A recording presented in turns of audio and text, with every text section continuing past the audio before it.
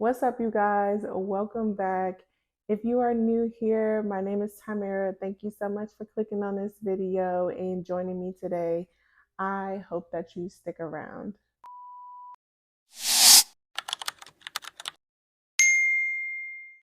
I was sitting and I was thinking to myself, what should I make my next video on? And I prayed and I asked God, and I felt like He was like, girl, share your testimony.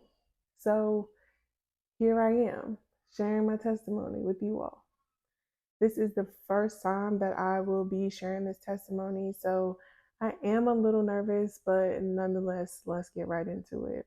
A little bit of background: I did grow up in church. I was raised by my grandmother, who was in church regularly every Sunday, Bible studies, revivals, retreats, the fish fries, the whole nine.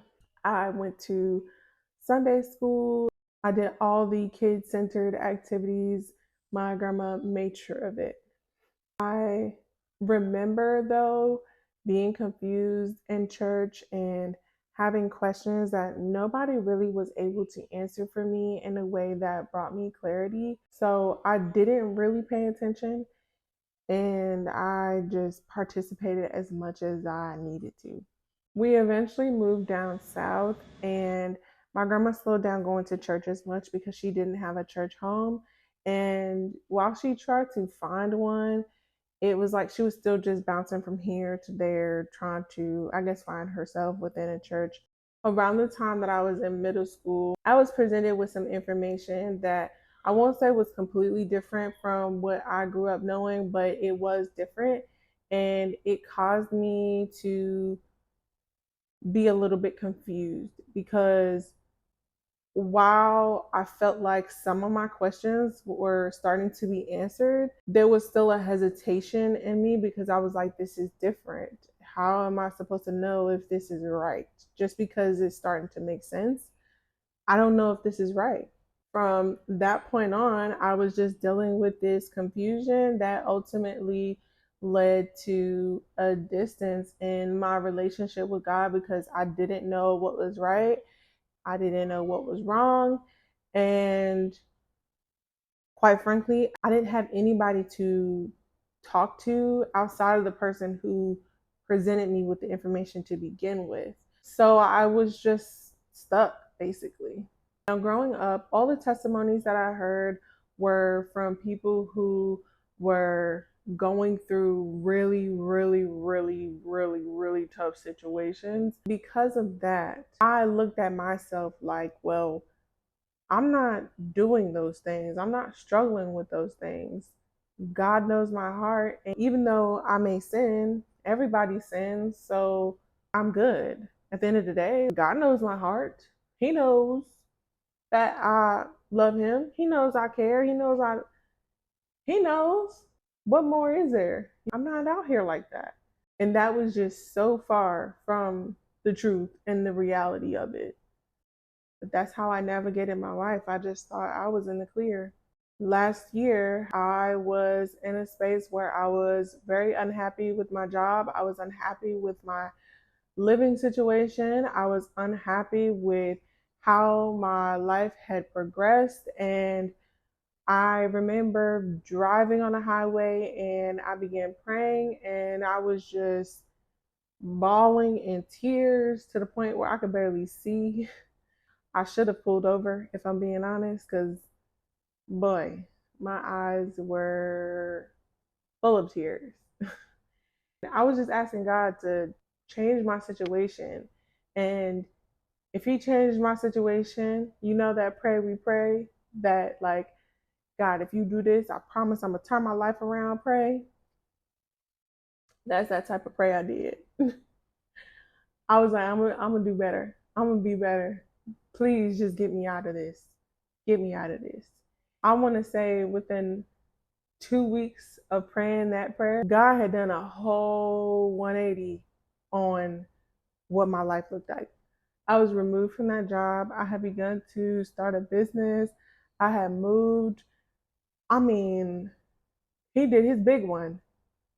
I just remember being so amazed at how he moved and how things happened throughout the entire process. I remember I was like, I'm gonna trust God and I'm gonna do what I said I was gonna do, because there were some hiccups along the way, but I was like, yeah, no, God got me, and I trust that He has me. A couple of months later, I began to experience a shift in my marriage, and things were not going well.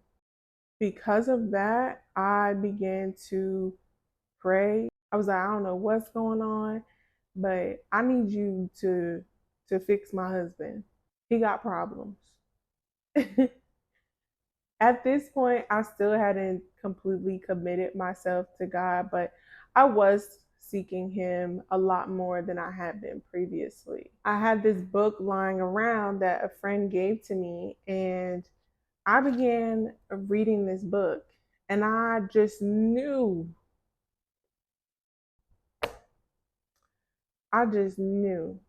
that that book was going to validate all the feelings that I was feeling towards my husband, and was going to help me say the things I needed to say to God so that my husband could be better and our marriage could be better. Little did I know that this book was going to be a reality check for me. Let me read you a little snippet. I decided that what irritated me most about him had to be changed, and then everything would be fine. It took a number of years for me to realize my husband was never going to conform to my image. It took a few years beyond that to understand I couldn't make him change in any way. In fact, it wasn't until I started going to God with what bothered me that I began to see any difference at all. And then it didn't happen the way I thought it would. I was the one God worked on first. I was the one who began to change. My heart had to be softened, humbled, pummeled, molded, and reconstructed before He even started working on my husband. I had to learn to see things according to the way God saw them, not how I thought they should be. When you pray for your husband, especially in the hopes of changing him, you can surely expect some changes. But the first changes won't be in him, they'll be in you. If this makes you as mad as it made me, you'll say, wait a minute, I'm not the one that needs changing here. But God sees things we don't. He knows where we have room for improvement. When I say that reading that really called me out, really read me, that is an understatement. Like stated in the book, God began to work on me. And I started to feel convicted about certain things.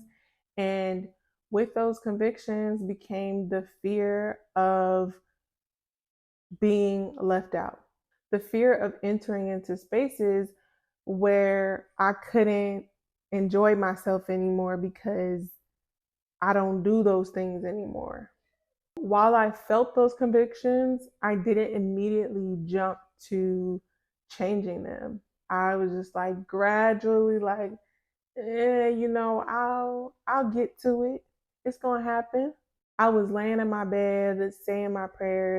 I remember telling God, like, I want you to send me scriptures. I want you to give me, somewhere to open my Bible to read to, because I hear people talk about that happening to them, and that's never happened to me. I want that to happen to me. And that same night, I was awoken out of my sleep, and I was led to read Matthew chapter 4. I read Matthew chapter 4, and I decided to continue on reading through chapter 5. It wasn't until I got to verse 10, which reads, God blesses those who are persecuted for doing right, for the kingdom of heaven is theirs. God blesses you when people mock you and persecute you and lie about you and say all sorts of evil things against you because you are my followers. Be happy about it. Be very glad, for a great reward awaits you in heaven. And remember, the ancient prophets were persecuted in the same way.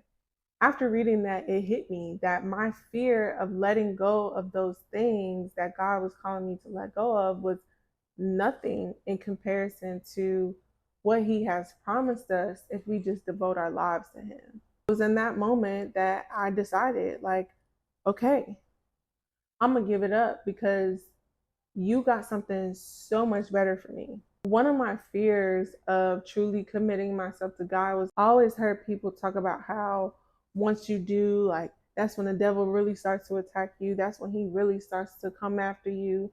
And hearing that was not a motivating factor in dedicating my life to Christ. It just wasn't. I was like, you said the devil gonna do what now? I don't want no parts. I'm fine right where I am. He not messing with me. I ain't messing with him. Why would I want that for myself? It didn't sound like something I wanted to do. And it sounded scary. That was another thing that kept me from becoming closer to God because I was like, that's scary. I don't want no parts in that. When I imagined how difficult it would be to experience attacks from the devil and whatnot, I always envisioned how things were difficult before I gave my life to Christ. And that level of difficulty is way higher than when you dedicate your life to Christ and you have Him there to help you along the way. Now, with that being said, the minute that I was like, yeah, I'm going to do this, it was like God rubbed his hands together and was like, yeah, we got work to do. He been ringing me out ever since. Not in a bad way. It's been hard, but the purge in my life has been something that was definitely needed. And even though it's been difficult, he's been there for me every step of the way. Now, I'm not going to say it's been a walk in the park because it hasn't. It's been more of like a jog, but it's been like a jog with your best friend. You get to enjoy the beautiful scenery. You're there with your best friend who, you can talk to and just go through the motions with, and you're not by yourself. And so while it may be difficult, it's still enjoyable. It's still an enjoyable experience. And it's something that you look back on and you're just like, I'm so glad I did that. And I don't know if that made sense, but it made sense to me. So hopefully that made sense to y'all. I thought that I was in the clear because I wasn't in the world to the extent that other people were. But I realized that even though I wasn't partaking in the same activities they were, I was just as much in the world as they were. Even though I kept saying, God knows my heart, God knows my heart, I didn't know Him. I would have definitely gotten the depart from me.